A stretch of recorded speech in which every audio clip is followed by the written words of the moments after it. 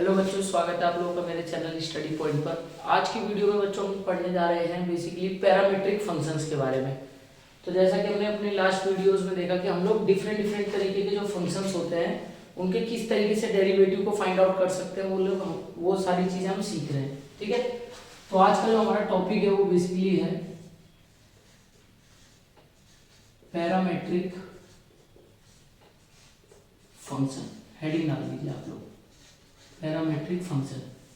अब बेसिकली देखिए, parametric functions की बात हो रही है तो सबसे पहले हमें ये पता होना चाहिए कि पैरामीट्रिक फंक्शंस होता क्या है। ठीक है, फंक्शन तो देखिए, पैरामीट्रिक फंक्शन मतलब होता है कि जैसे कि हमने दो फंक्शन पढ़े थे इससे पहले, एक्सप्लिसिट फंक्शन और इम्प्लिसिट फंक्शन। तो एक इस तरीके का फंक्शन आ जाए जो ना ही इम्प्लिसिट हो ना ही एक्सप्लिसिट हो, मतलब कि वो जो दो वेरिएबल होंगे ना, जैसे y होता था और x होता था बच्चों, तो y और x का आपस में कोई भी लिंक नहीं होगा। ठीक है, ये दोनों के दोनों जो है वो किसी थर्ड वेरिएबल से जब अटैच होते हैं, जैसे अगर मैं बोलूं y है वो किसी एक फंक्शन t के साथ अटैच्ड है और x जो है वो किसी फंक्शन, एक कोई दूसरा फंक्शन है g जिसके वेरिएबल है t है। ठीक है, तो y और x आपस में रिलेट नहीं कर रहे, बट ये दोनों के दोनों जो है वो एक थर्ड वेरिएबल जो कि यहाँ पर है क्या, t के साथ रिलेट कर रहे हैं। तो यहाँ पर जो बच्चों t है ना, t हमारा कहलाता है पैरामीटर। क्या कहलाता है बच्चों?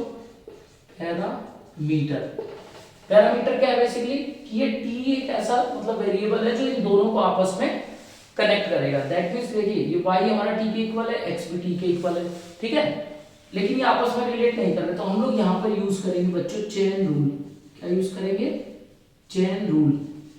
चेन रूल क्यों यूज करते हैं? ताकि x और y का आपस में एक साथ रिलेशन हम यहाँ पर बना सके। ठीक है, तो इस तरीके का फंक्शन जब भी y एक अलग वेरिएबल के साथ अटैच्ड हो, x एक दूसरे अलग सेम मतलब वेरिएबल के साथ अटैच्ड हो, तो हम उसको बोलते हैं पैरामीट्रिक फंक्शन। ठीक है बच्चों, तो यहाँ पर कैसे हम लिंक करेंगे चेन रूल की मदद से? जैसे यहाँ पर अगर मैं डिफरेंशिएशन करूंगा y का t के रेस्पेक्ट में, तो ये होगा dy अपॉन dt, और अगर x का करता हूं तो ये हो जाएगा dx अपॉन dt। तो अगर दोनों में मुझे एक रिलेशन बिल्ड करना है, दैट मींस मुझे पूछा गया है कि find the value of dy by dx, मतलब दोनों अलग अलग वेरिएबल थे, मतलब दोनों अलग अलग फंक्शंस थे, बट यहाँ पर पूछा गया कि y का डिफरेंशिएशन बताओ x के रेस्पेक्ट में।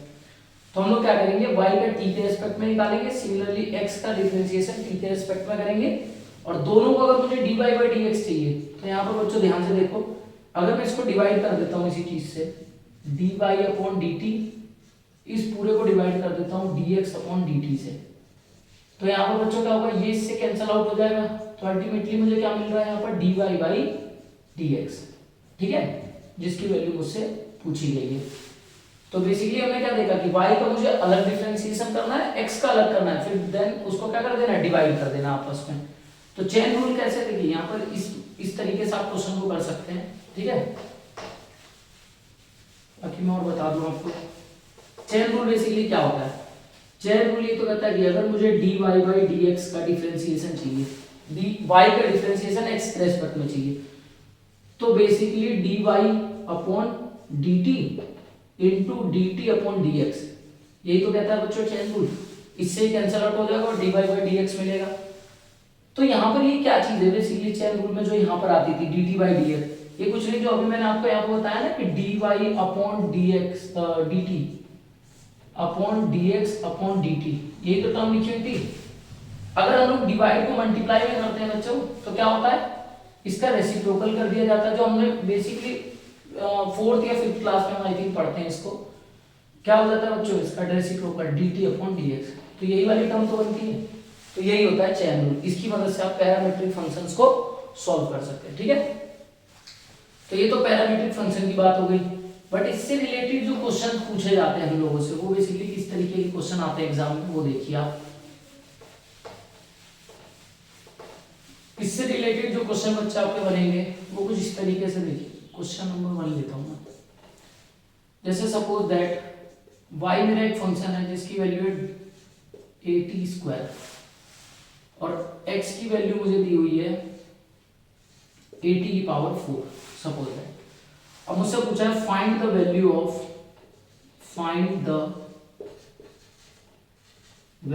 Of dy by dx। ठीक है बच्चों, find the value of dy by dx।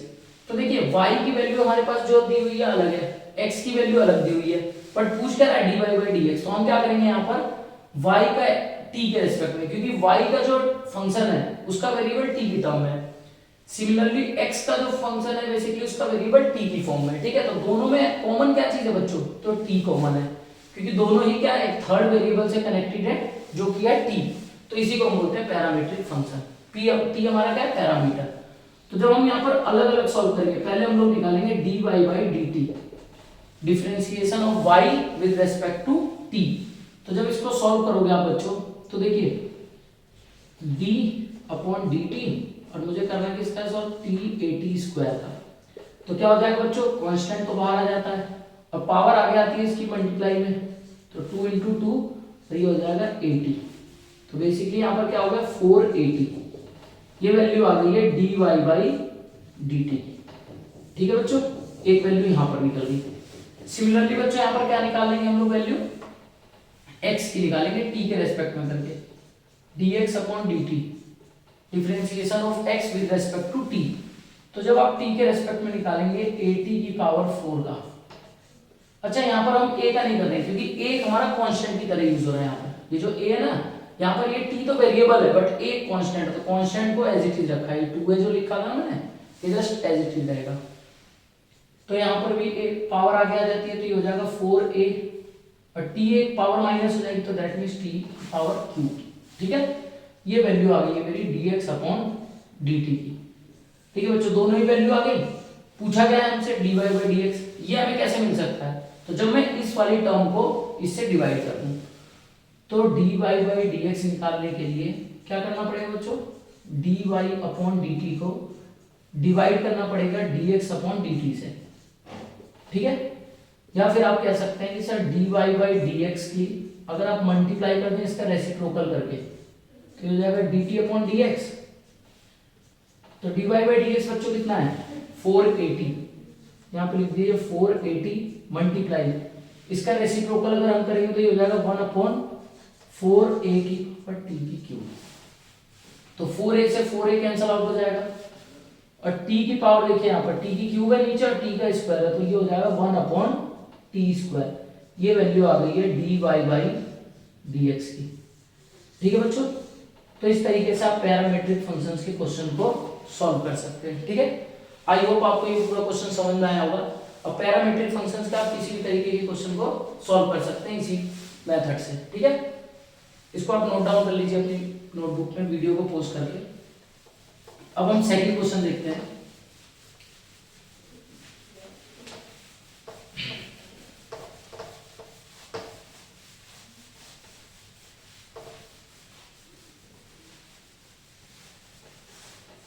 Second question में बच्चों,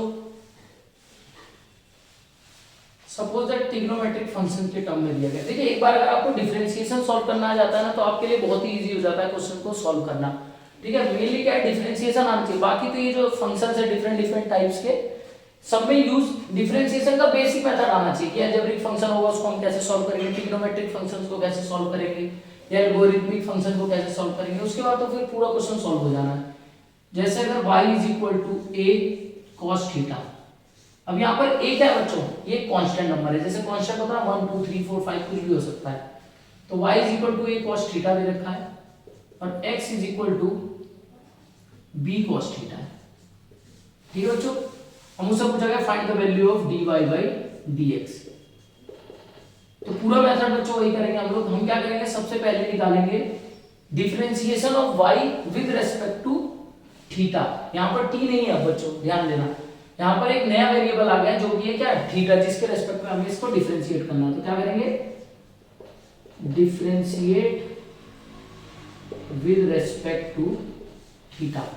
और अच्छा इस पहले को मैं कर रहा हूं, यहाँ पर चाहे तो लिख दीजिए equation 1, differentiate with respect to theta. इसको बना लेते हैं इक्वेशन 2। तो जब ये होगा dy बाई डी थीटा, एक कांस्टेंट नंबर है वो बाहर आ जाएगा, और डी थीटा यहाँ पर cos थीटा का हम लोग डिफरेंशिएशन करेंगे। तो cos थीटा का डिफरेंशिएशन क्या होता है बच्चों, माइनस साइन थीटा, तो माइनस बाहर आ जाएगा, ये हो जाएगा साइन थीटा। ये आगे value dy by D theta की। ठीक है बच्चों, बहुत इजी क्वेश्चन होते हैं इसके। जब आप यहां पर निकालेंगे x की value dx upon D theta, तो क्या होगा, b बाहर आ जाएगा इस बार, और d cos थीटा का हमें डिफरेंशिएशन करना है थीटा के रिस्पेक्ट में, तो ये जाएगा माइनस का b sin थीटा। ये वैल्यू आ गई है dx अपॉन डी थीटा की। तो जब मुझसे वैल्यू पूछेगी ये dy बाई dx, तो आप लोग डायरेक्ट भी यहाँ पेपर में लिख सकते हैं ऐसे कि dy बाई डी थीटा, और इसका रेसिप्रोकल करके लिख दीजिए D theta upon dx। Divide भी कर सकते हैं, मल्टीप्लाई भी कर सकते हैं, मल्टीप्लाई करेंगे तो रेसिप्रोकल कर दिया जाता है बस इसका। तो ये हो जाएगा माइनस का a sin थीटा, और इसका रेसिप्रोकल बच्चों क्या होगा, 1 अपॉन हो जाएगा ये, तो ये नीचे आ जाएगी वैल्यू b sin थीटा। तो देखिए sin थीटा से sin थीटा कट हो गया, माइनस से माइनस कट हो जाएगा, तो फाइनली वैल्यू आपकी क्या आ गई बच्चों, a अपॉन b। ये मेरा आंसर है क्वेश्चन का। ठीक है बच्चों, तो पैरामीट्रिक फंक्शन का किसी भी टाइप का क्वेश्चन है उसमें बेसिकली क्या होगा, y और x की दोनों अलग अलग वैल्यू दी होगी किसी थर्ड वेरिएबल के साथ, और हमें क्या करना है, उसी थर्ड वेरिएबल के रेस्पेक्ट में दोनों का अलग अलग डिफरेंशिएशन करना है, देन चेन रूल की मदद से हम उस क्वेश्चन को सॉल्व कर देंगे। ठीक है बच्चों, तो मैथ के क्वेश्चन आप जब भी करते हैं ना, तो उसमें क्या होता है कि थोड़ा माइंड में विजुअलाइजेशन बहुत जरूरी है, कि बेसिकली अगर हम लोग पढ़ रहे हैं तो क्या चीज पढ़ रहे हैं, ठीक है, उसके पीछे का लॉजिक जानिए कि ऐसा क्यों किया जा रहा है। जैसे पैरामीट्रिक फंक्शन है तो पैरामीट्रिक फंक्शंस होता क्या है, ठीक है, रटना नहीं है आपको कोई भी चीज। बेसिकली पैरामीट्रिक फंक्शन होता क्या है, क्यों इसका मतलब अलग अलग डिफरेंशिएशन किया जा रहा है, तो उसका आपको आंसर यहाँ पर फिर मिलेगा। ठीक है, उसका जो भी आंसर आएगा, तो इस तरीके से आप इसको कर सकते हैं। ठीक है, एक्सरसाइज के आपके जितने क्वेश्चन है एनसीईआरटी की बुक में, उसको आप सॉल्व करके देखिएगा खुद से एक बार। ठीक है, बाकी मिलते हैं आप लोगों से नेक्स्ट वीडियो में। अब जो हमारा लास्ट टॉपिक बच्चों रह गया, वो रह गया है सेकंड ऑर्डर डेरिवेटिव का, कि किस तरीके से हम लोग सेकंड ऑर्डर डेरिवेटिव, देखिए सेकंड ऑर्डर डेरिवेटिव की मैं बात करूं अगर, तो जैसे आपने डिफरेंशिएशन सीखा विद किसी भी रेस्पेक्ट में, किसी भी अदर वेरिएबल के रेस्पेक्ट में आप लोग डिफरेंशिएशन निकालते थे, तो सेकंड ऑर्डर में क्या होता है, जो हमारी वैल्यू आती है ना dy बाई dx, इसी का एक बार और डिफरेंशिएशन कर दिया जाता है x के रेस्पेक्ट में, तो इसको हम ऐसे शो करते हैं d2y अपॉन dx²। ये होता है सेकंड ऑर्डर। अगर मैं dy बाई dx का विद रेस्पेक्ट टू x के रेस्पेक्ट में वापस से डिफरेंशिएशन कर देता हूं, तो हमारा ये टर्म बन के आती है, इसे बोलते हैं सेकंड ऑर्डर डेरिवेटिव। ठीक है, यही ऑर्डर है हमारा ये।